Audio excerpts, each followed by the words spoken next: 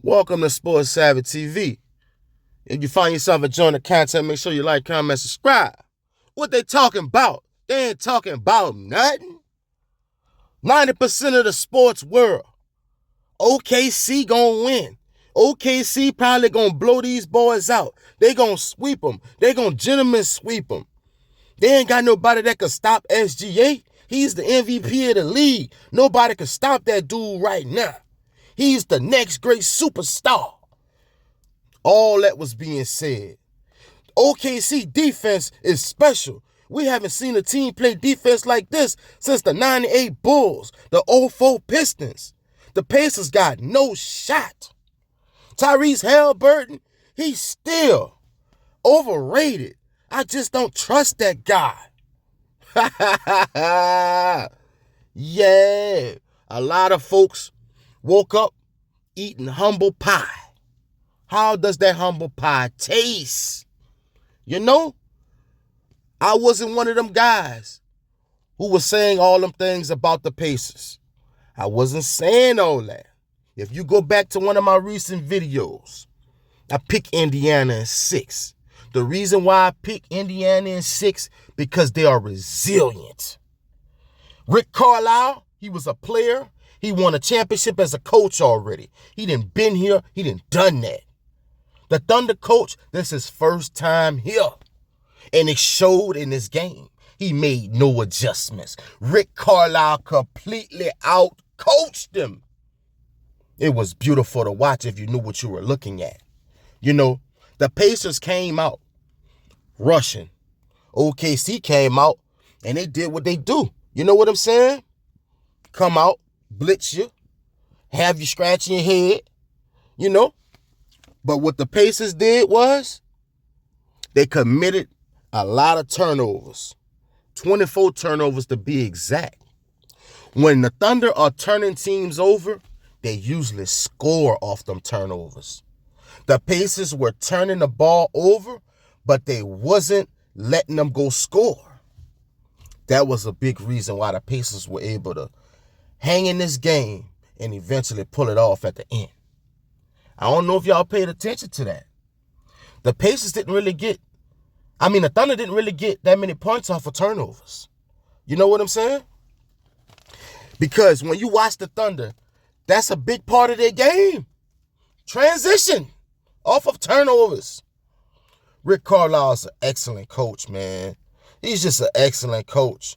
Don't you know, this is the 5th time in the playoffs that the Pacers that overcame a 15-point deficit. That's the most by any team since 1998. In my book, that's the definition of clutch. This team is special. They were down all game till 0.3 of a second left in the fourth. That's resilience, folks. This must be said. Rick Carlisle is a top 5 coach in the NBA. The trust that he has in this team to figure it out when things are not going well, the ability to instill confidence in them when it looks like games are getting away from them, is truly remarkable. He told his team at the end of the game, look, we weren't supposed to be in this game. They should have blew us out. But since they want to play around with us, let's show them what we about. Let's show them what we've been doing all playoffs. Let's show them that we ain't no fluky team and we deserve to be here. If we get a stop, I'm not calling timeout. I trust you guys. Get that rebound, push, and let's go shut this crowd up. And that's what they did, man. We done seen SGA all playoffs, all year. Get to his spot, elevate. Ain't nothing nobody could do. SGA got the shot he wanted, but it went the back of the rim. They grabbed the rebound, Toppin swung it to Siakam, and Siakam swung it to Haliburton. Haliburton pushed that thing, man, got to his spot, and elevated right over Cason Wallace. You know what made that play special, though? Siakam. Siakam gets all the credit for that play. You know why? Because before Tyrese Haliburton elevated, he cut to the rim quick. And by him doing that, that took Alex Caruso with him. that left Tyrese Haliburton one-on-one. Because if Siakam wouldn't have did that, Caruso would have helped Wallace, and they would have doubled him, and he wouldn't have been able to knock down that shot. So shouts out to Pascal Siakam for making the clutch play. It's not going to get talked about, but he's the reason Haliburton had that space to knock down that shot, man. Real talk. When you look at the Pacers stat, Pascal Siakam had 19 points, 10 rebounds. Andrew Nesmith had 10 points, 12 rebounds. Miles Turner, he simply outplayed Chet. 15-9. Miles Turner been dropping 15 all playoffs. He was clutch. Tyrese Haliburton had 12 points before he knocked down the game winner. He finished with 14 points, 10 rebounds, and 6 assists. When your star player could score 14 points and you can beat one of the best defensive teams in NBA history, a team that won 68 wins in the regular season, a team that been mopping everybody in the playoffs, man, that's special, man. You know, you got Andrew Nembhard. He was nice out there. You know, when they started bottling up Tyrese Haliburton, not letting him get in his groove, Nembhard started doing the ball handling for this team. He had 14 points, 6 big assists. And in the fourth quarter, he got in his bag and drilled a huge three. That was a major factor of them winning in the fourth, man. Obi Toppin, in my opinion, game ball goes to him. Because Obi Toppin is not really a good three-point shooter. They know he good when he slashed into the goal getting dunks and layups. They sagged off him, and he knocked down, I think, like 5 3-pointers. He finished with 17 points. You know, he was making boneheaded plays in the beginning of the game. He settled in, and he started balling in the second half. T.J. McConnell, let's show him some respect. Because when Haliburton didn't have it going in the first half, he came in, and he did what he do. You know, he settled everybody down. He went got some points, and he ran the offense. 9 points, 4 assists. He was nice out there. Ben Mathurin had 5. Ben Shepherd had 5. Thomas Bryant, he had 5 points, and he hit a clutch 3 from the side. You know what I'm saying? This team is special. They shot 48% from the field. On the road, when you can do that, you can win. You give yourself a chance to win. They shot 46% from 3 against one of the best defensive teams in the NBA, man. They made 18 threes. Most of them came in the fourth quarter. It's not how you start. It's how you finish, people. They had 24 assists. They played team basketball better than the Thunder.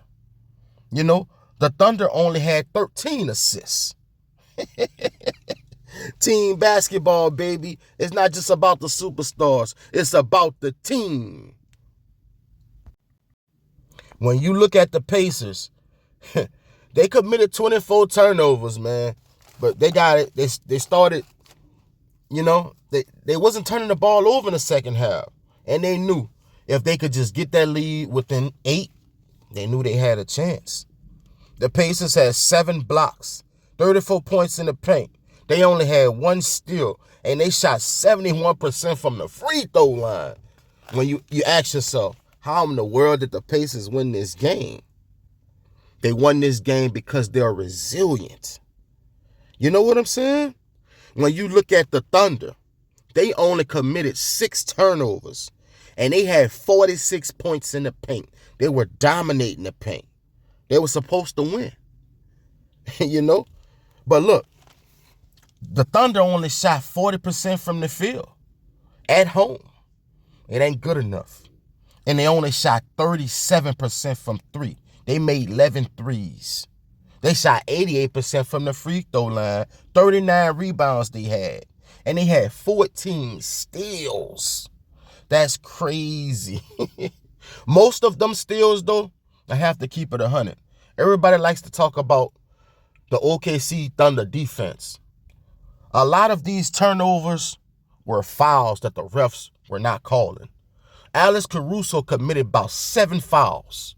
and they did not call him. He finished with, I think, 4, but he committed 7 or 8. They be letting him get away with a lot of things, man. The refs need to check that. You know what I'm saying? They really need to check that. When you look at the scoring from the Thunder, Lou Dort, he was knocking down everything in this game. 15 big points. The Pacers knew that he played good at home. They're going to have to get him under control because he made too many buckets. Alex Caruso had 11 points and 6 rebounds. Ihart had 9 points, 9 rebounds. Shea, 38 points. We know Shea going to get his numbers.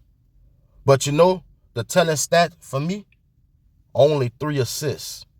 Chet Holmgren, like I mentioned earlier, he got outplayed by Turner. 6.6 rebounds. J-Dub, if they want a chance in this series, he must score 22, 23 plus. He finished with 17, 6, and 4. It ain't good enough. You know what I'm saying? Cason Wallace has 6. He got to start. You start and you only give me 6 points. It ain't enough. So when you look forward to game 2, I know folks ain't going to be quick to say OKC going to win this one, because when you look at it, Tyrese Haliburton only scored 14 points. I'm going to take he going to score more than that. Pascal Siakam had 19 and he didn't really shoot the ball well. I'm going to put money on that he going to score more than 19. I'm going to put money that the Pacers are going to shoot better than 71% from the free throw line. I'm going to put money on they not going to commit 24 turnovers either. You know what I'm saying? This is about to be a hell of a series, man. A hell of a series. Tyrese Haliburton was out there rebounding. The boy had 10 rebounds, man. The smallest guy on the court. You see, that's what makes Haliburton special.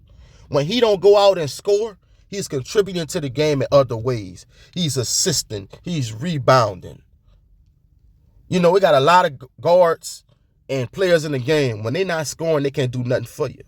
Pacers in 6. Book it.